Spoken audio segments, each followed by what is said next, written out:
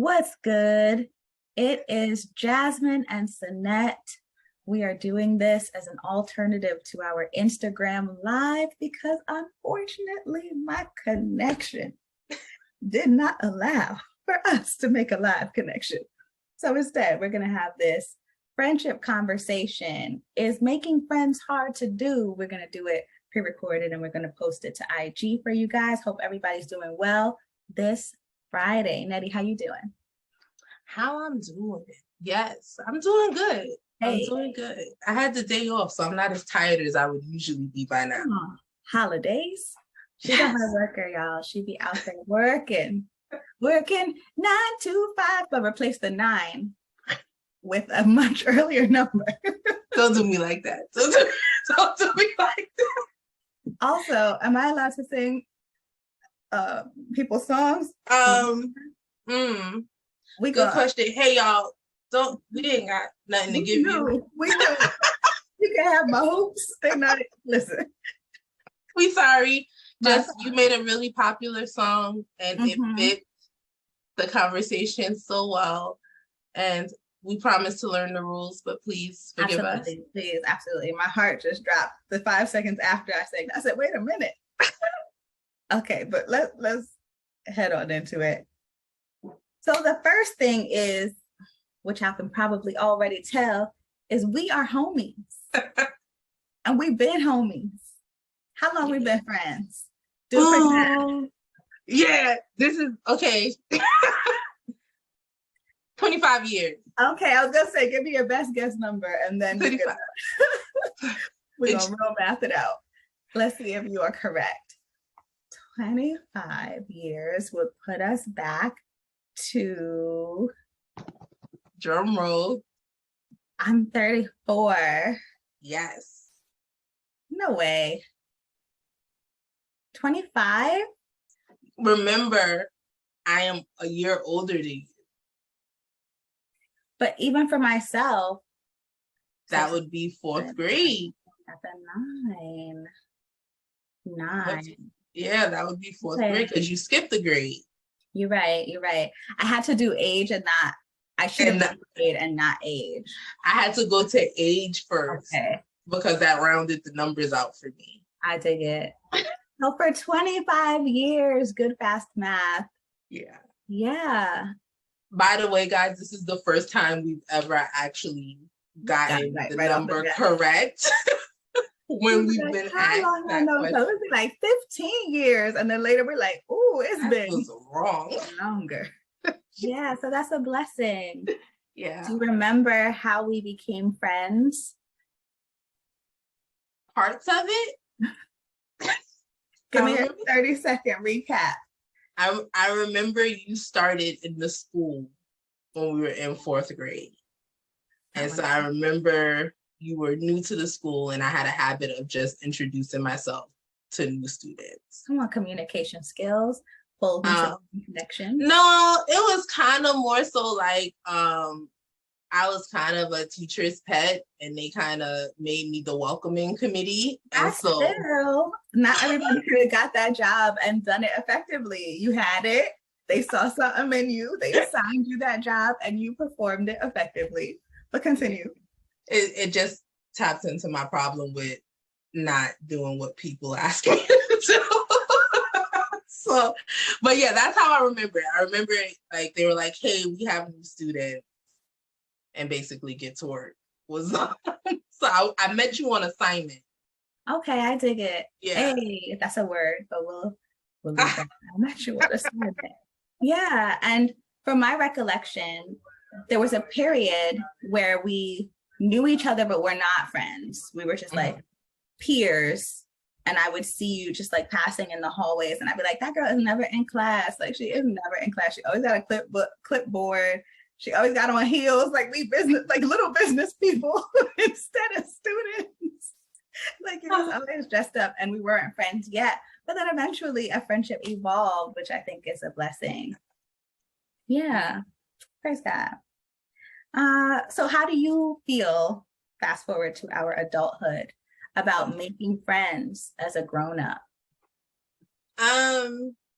making friends as a grown-up, it's different for sure. It's definitely different. And I feel like depending upon the environment, I'm good at it.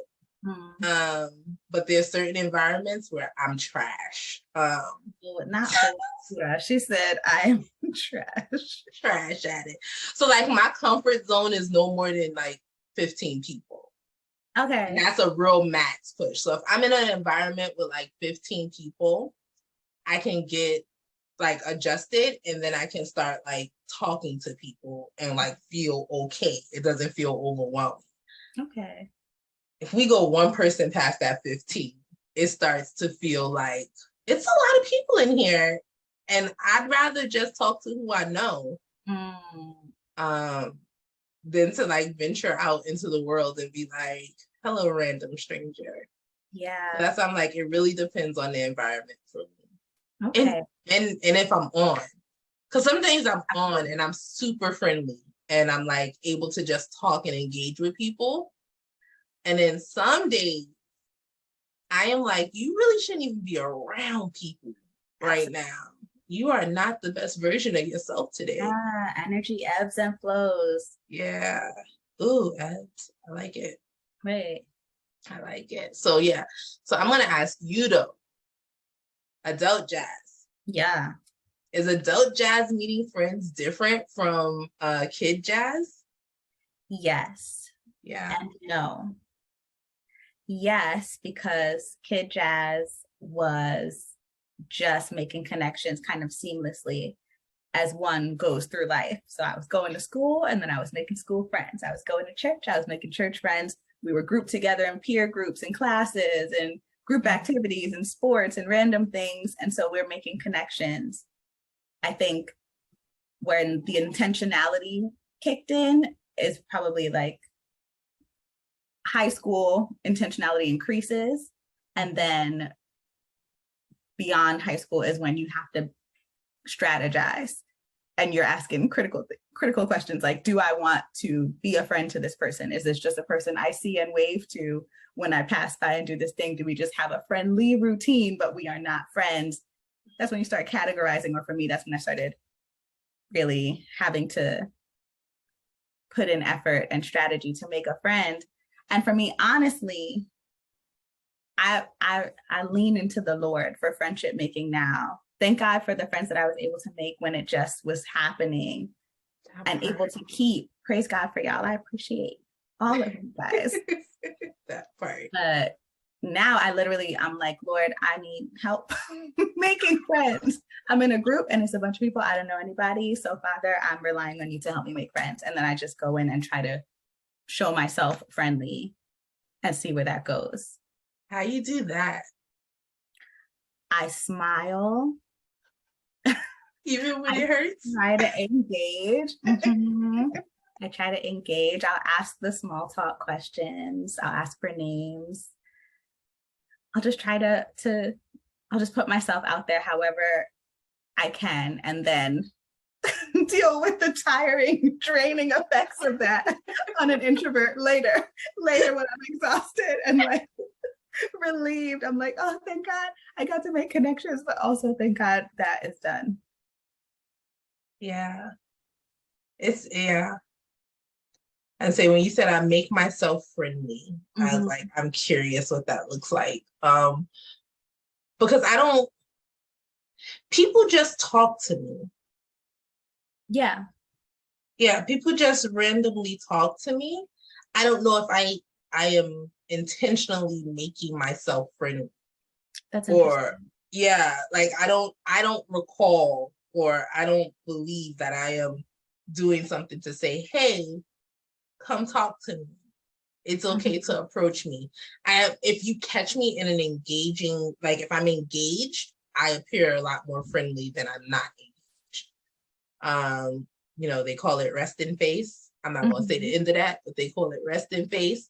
I live in that category. I don't think you do anymore. I don't anymore? Look at God. Look at God.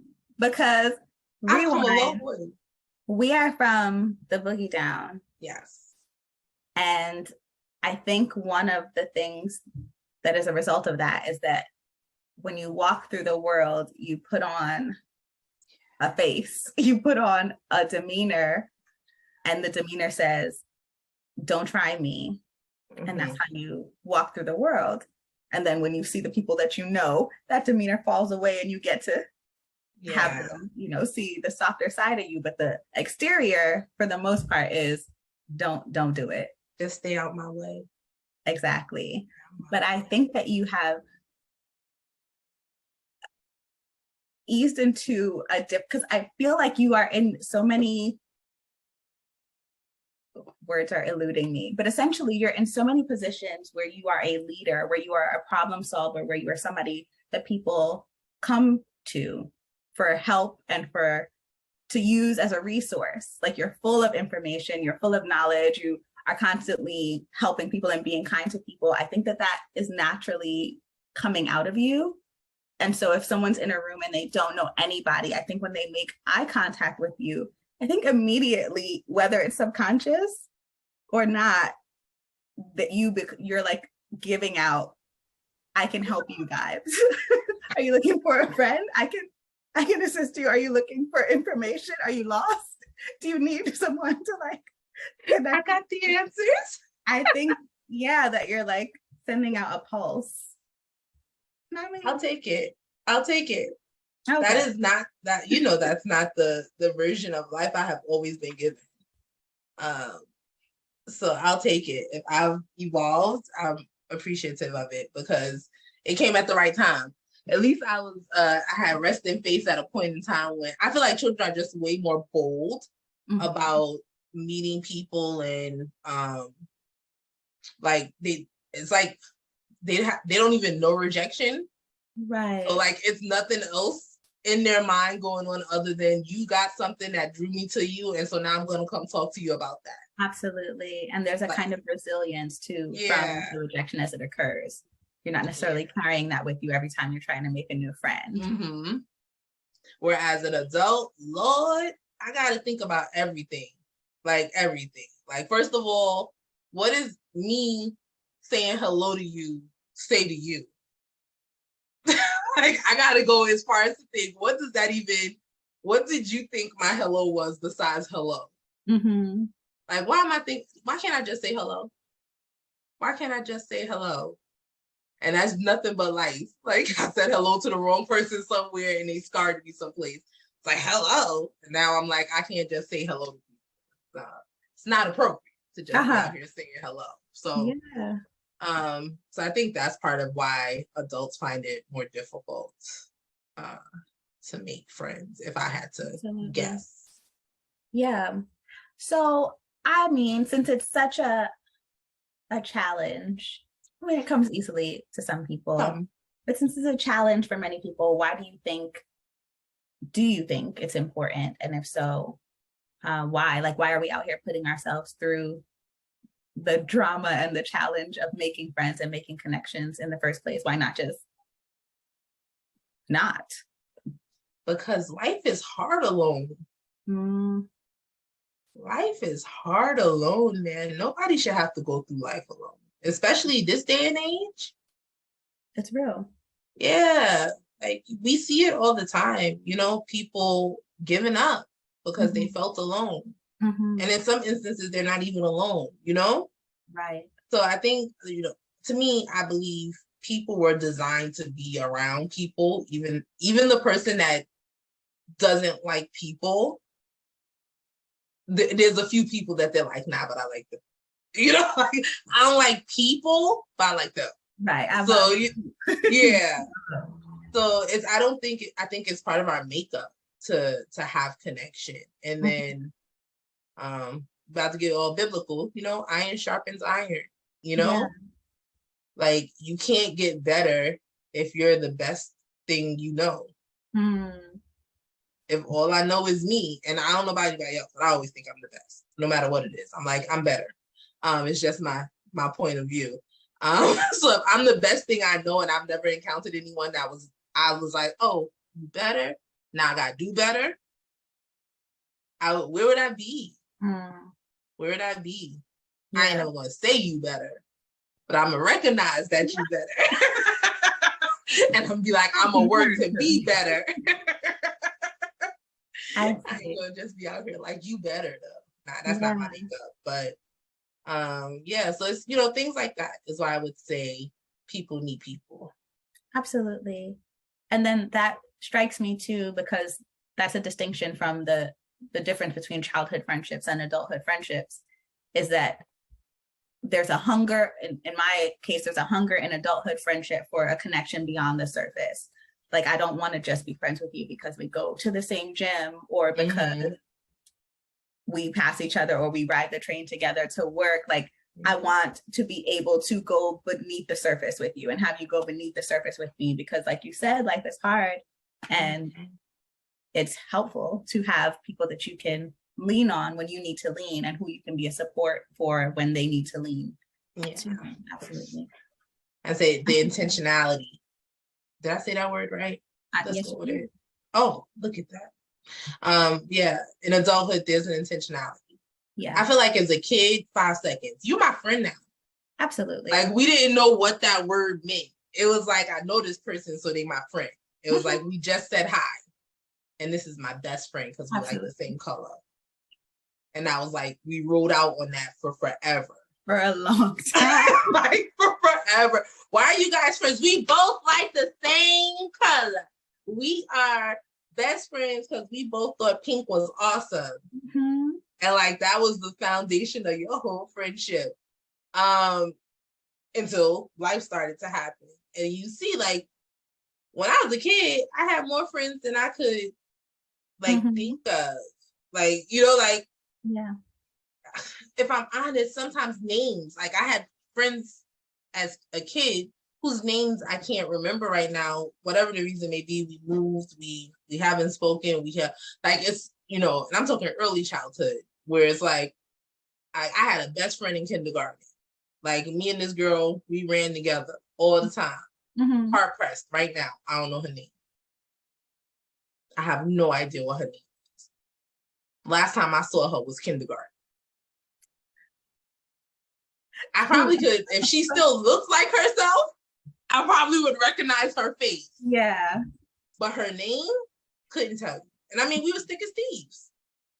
Thick as thieves. We was everywhere, all the time. Yeah. Automatic partner for everything. I don't even know her name now. And it feels bad. It feels really bad. But that's what happens with early childhood friends. You make these bonds and you make them quick. And if they don't transcend and keep moving with you through life, you lose them just as fast as you made them. Absolutely. Yeah. I agree. And so now I'm wondering, have you been in any tricky friendship relationships? That's broad. So let me narrow it down. Like, for example, because we're making friends for different reasons, and we're making friends with different kinds of people, what are some of the challenges you found in making friends as an adult? Challenges I found with making friends as an adult. Funny enough, it's kind of like what you said earlier, like the friends I've made, because I'm trying to think, like, where did I make friends recently? It's been at work or church. Like, the friends I've made as an adult, they're all connected to something I do in my day-to-day activity. Yeah. Now, if you said, like, I was just out and I went shopping and I made a friend, never happened as an adult. Never happened. Like, I may have spoken to someone, and as soon as I walked away, forgot everything about them other than the conversation. Everything about them. Well, like, the conversation is I'm notoriously bad with names. Like, names escape me. You know this. So I can get your name right now and then turn around, and when I turn back, I don't know what to call you. It's like, I'm like, I know it starts with an S. Like, like, I lose names. So when I don't have continuous contact with someone. To be able to build a friendship as an adult, I don't see it. Like, so that's why my friends are connected to something I'm going to often and frequently, where I can be exposed to them repeatedly so that it sticks and we can build on something. Because other than that, like the random person who we had an amazing conversation while we were both picking up grapes, we could even exchange numbers. I never necessarily have a reason to call you. And so time goes by and then I see your number on my phone and I'm like, who is this? Yeah. Yeah. And I think that reflects too everybody's different makeup, because some people will see that number and they'll be like, oh, this is Grapes Girl. Let me call her because I'm doing something tonight and I think she would enjoy it based on that one conversation. I know people who are like that and they build friendships fast, like legit. Yeah. And I'm like, yo, that's cool because y'all just met, but now you guys are like networking and you've met this person's friends and that person's friends and your network is growing and it's a shared network now. Whereas it takes me time to really dive in and get to know people and feel that connection is really on a solid foundation. Yeah. All right. So I spent a long time in an all-girls high school. And it wasn't terrible. That was a wonderful school. It was a wonderful experience. Overall, I would say it was a wonderful experience. But I will say that probably for me, that made making friends of the opposite sex a little harder because I was surrounded by 200 girls all the time. So I came home and I had the guy friends that I already had, and then I was back at school and it was just us. You know, and occasionally interacting. And I came away from that with one good guy friend, which is wonderful. For everybody else, it was all girls. Do you find that you have been easily able to make friends of the opposite sex? Yes. For me, my whole life, I had more male friends than I had female friends. Yeah. Like your reaction, like my reaction to you being at an all-girls high school was a genuine, like I couldn't be around that many women every day of my life. Like, because I'm not one for drama. I'm not one for cattiness. I'm not one for like mind games and stuff. Like I'm very to the point, say it how it is, make it plain. And I've been fortunate to have some really good, like the female friends I have, they are like you. Like I've had them for so long that they're family. I don't even consider them friends anymore. And so I've had some really strong friend foundations, but like just seeing there's been some bad female friendships as well. And I'm like, and it always had levels of cattiness, levels of drama, levels of jealousy, levels of like different in the back and forth. That's too energy draining for me. So I've always been more comfortable with the guys. Because to me, they were easier to understand because guys are just telling you what they think. You don't have to think what that line means. It means exactly what it says. Like whatever they just said is exactly what it means. Like there's no, oh, nice dress. Like I don't have to read inflections and tones and things like that. So it was easier for me. And so most of my friends growing up were guys, and then it was always like 2 or 3 girls I hung out with. So, but that was growing up. As an adult now, I'm still more comfortable making friends with the opposite sex. But the problem is I have to make sure it's clear that this is a friendship. And not like, first of all, if you got a significant other, like I need to be her friend too. Right. Or at least she needs to know me. Yeah, she needs to know me and have interact with me and to understand I'm not checking for you. Because again, growing up, that was things that I would be accused of because I hung out with a bunch of guys. It'd be like, she always flirting with so and so. I'm not. I wasn't interested. I wasn't flirting. They were literally my friend. We're hanging out and having friendly conversations. I was getting to learn the male psyche while I watched and listened to how they interacted with you. Like, it was like, that was where my head was. So if I was ever friends with your boyfriend, just know I was not checking for him. It was truly a friendship. Yeah. It wasn't a made for TV movie. I didn't have any hidden agenda, any desire. If I did, I said it. So just to clear the air there. But as an adult now, I just make it like I have a lot of married male friends now, and I'd be like, "Where's your wife? Let me say hello. Let me know her." Yes, like we understand that boundary is there because I'm not out here trying to wreck nobody's home. So you know, and sometimes just preconceived thoughts can cause trouble. That's not, again, I'm a drama-free type of person, so that's not what I'm about. But all in all, yeah, I'm still more comfortable talking to guys than I am to talking to girls. Yeah. For me, I think that that's really cool that you were you had an opportunity to, in a no pressure way, get to observe, get to learn, get to understand the differences in communication and the whole makeup.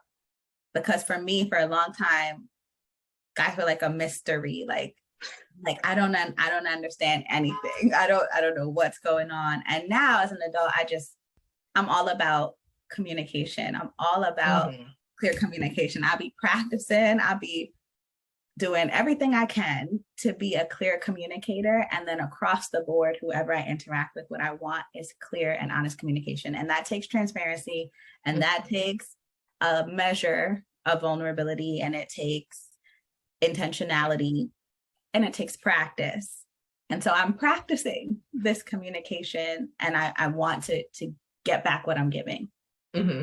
So we'll see what that turns out as. But yeah, in terms of like meeting guys and making friends, I don't really have a strategy. I don't really know how that works. I just know sometimes it happens and I'm grateful.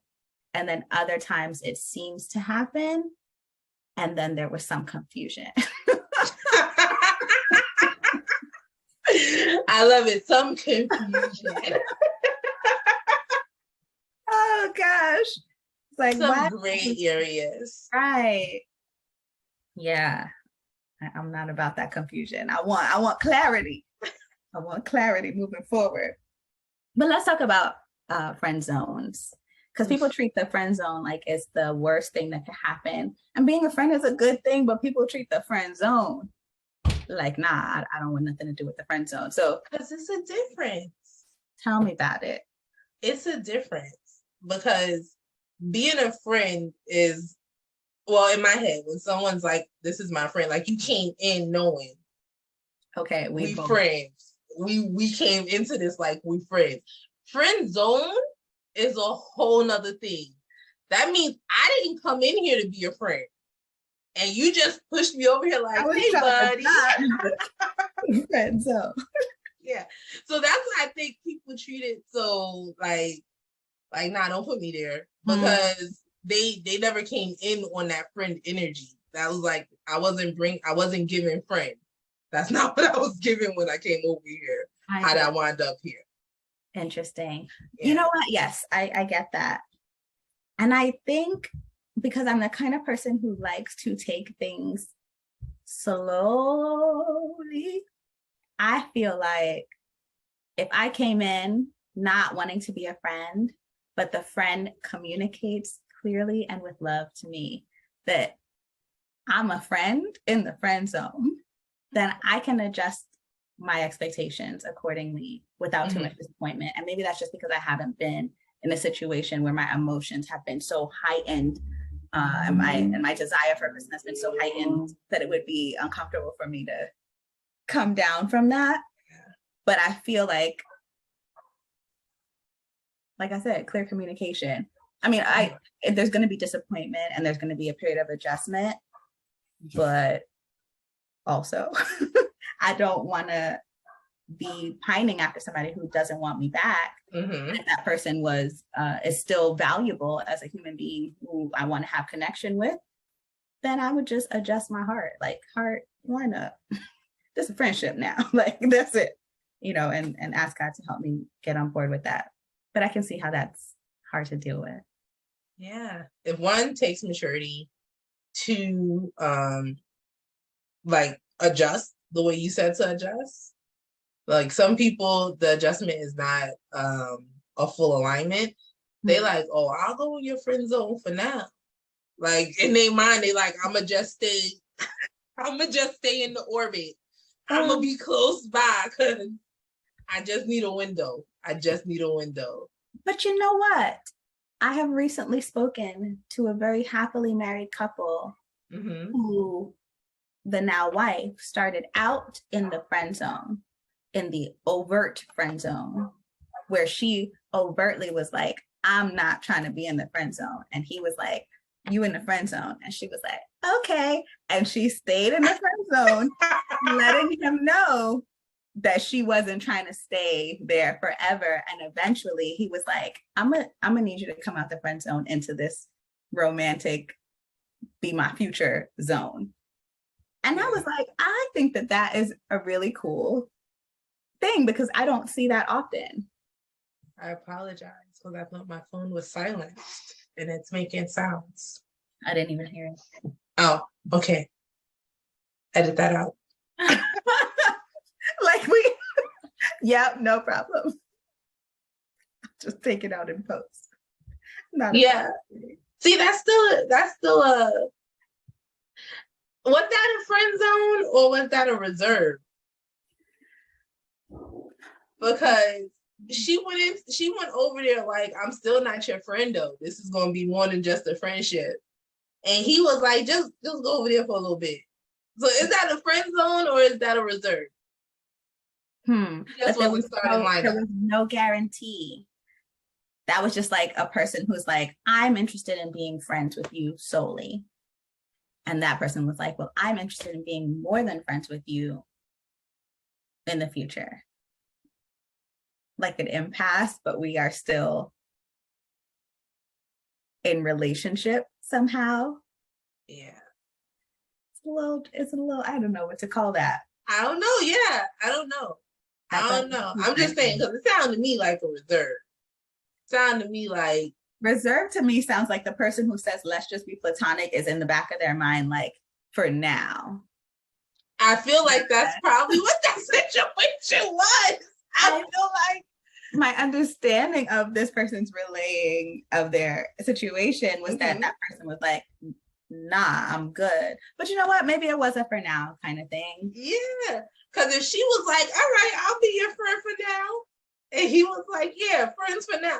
Because if I am blatantly saying, I want you as a friend and nothing else, and you are blatantly telling me, but no, I want more than just friendship, then me personally, I'm not going to put you in the friend zone because I don't want to play with your emotions like that. Like, I don't want you over there. Friend zone. Yeah, I don't benefit.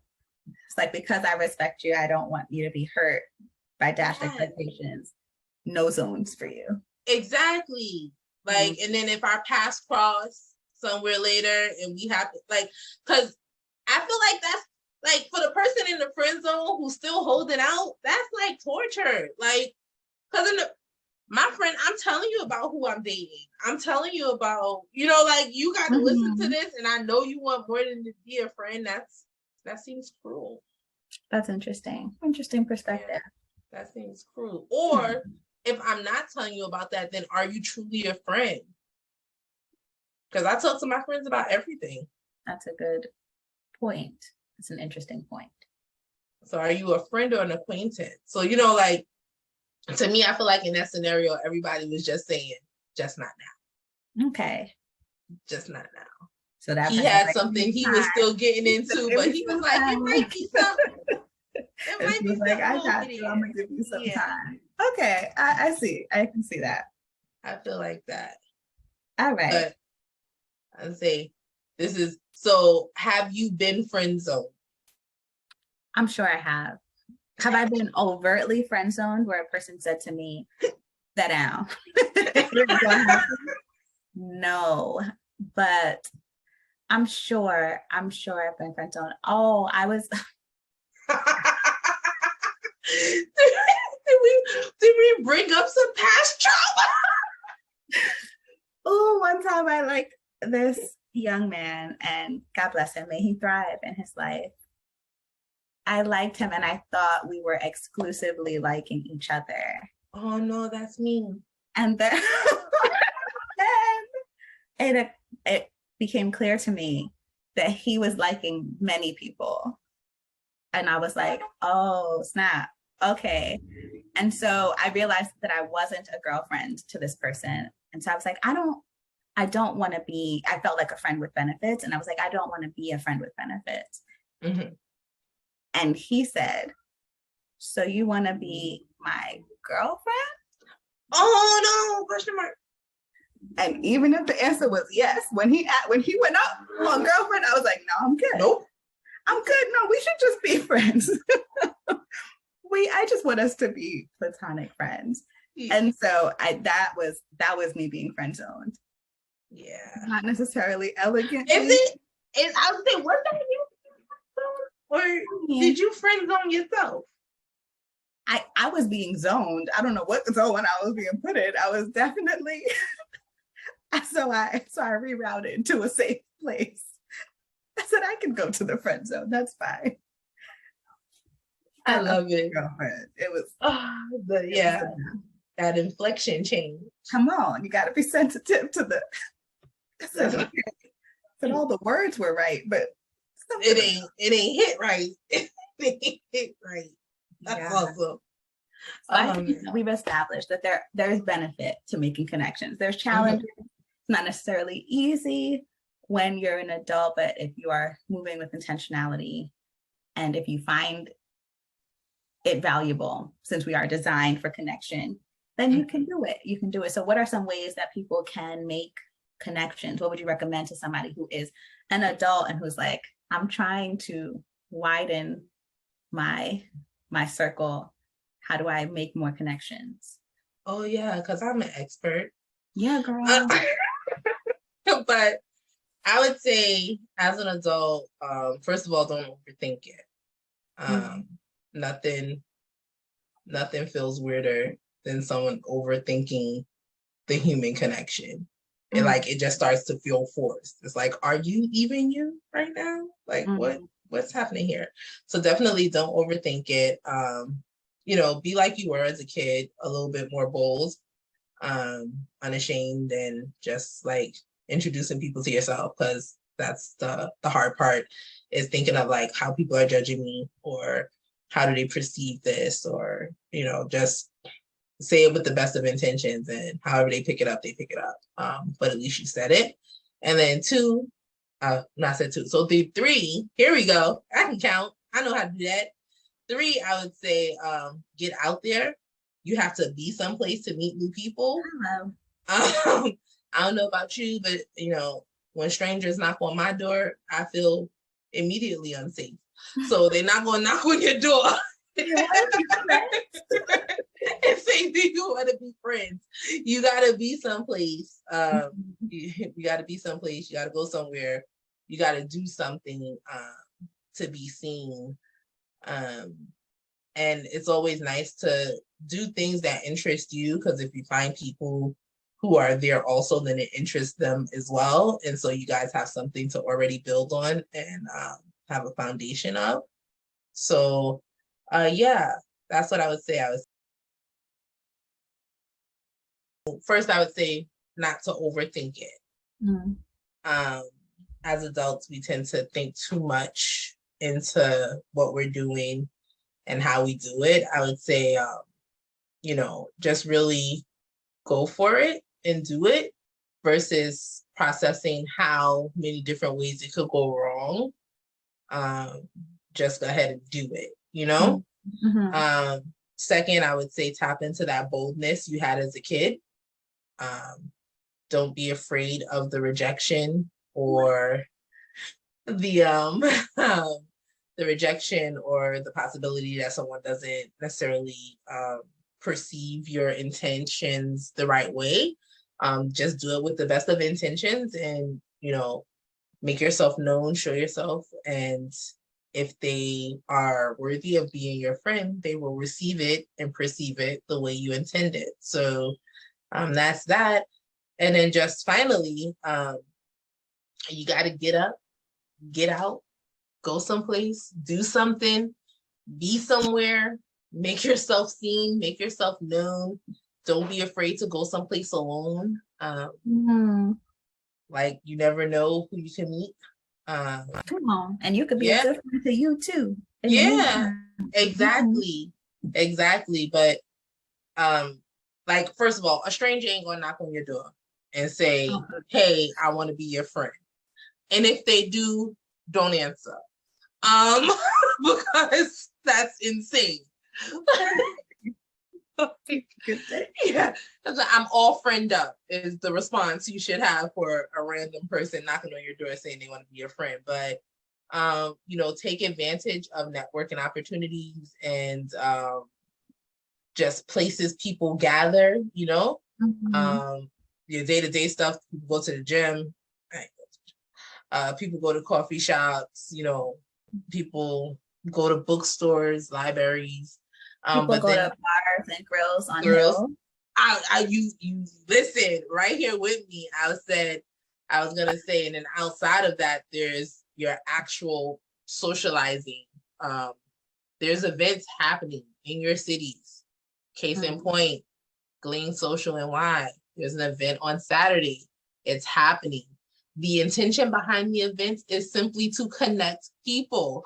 So if you are trying to make connections, whether they be romantic, whether they be platonic, whether they be tell people about your next book, be someplace where people are looking to connect is the point of the message, As Jazz said, that's Grill on the Hill, 5 to 8. Tomorrow evening, we have fun. Right. We have good times. 20. Yes. Or to clarify, August 20th. Yes. Thank you. I was like, what's happening at 8:20? I was like, clean up and shut up. No, we're going to be in Harlem. That's central. Yeah. All right. Black Mecca. I mean, it don't get no better than that, right? And, good times. I don't know if you could tell, but we enjoy laughter. So if nothing else, you will get an opportunity to laugh. But there will be people there. There will be opportunities to meet new people, make new connections, broaden your horizons, play some games, not take yourself too seriously. That's another key point, right? We never strive for perfection. It is what it is. You are who you are. People accept it or they don't. And so that's what we live by. That's what we do. So we hope to see you there and provide you an opportunity to connect with people. And look, you already know 2 people. Hey. So that's what I would say if you were looking to make connections as an adult. Those would be my points. Did I miss anything? Think you should add something? I don't think so. I think that was wonderfully said. Yeah. Thanks for tuning in. This has been the second of the Let's Talk About It series with Glean Social NY. It has been a pleasure talking to you, Nettie, and talking to all of you guys. Unfortunately, we didn't get to chat back and forth with you live, but again, we encourage you to leave us any messages in the comments or holler at us DM or talk to us in person tomorrow at Grill on the Hill in Harlem. Yes. I was going to say, let us know if you like seeing us on Let's Talk About It. And if there's something you want to hear us talk about, you could let us know about that there as well. And see you tomorrow. Bye, y'all.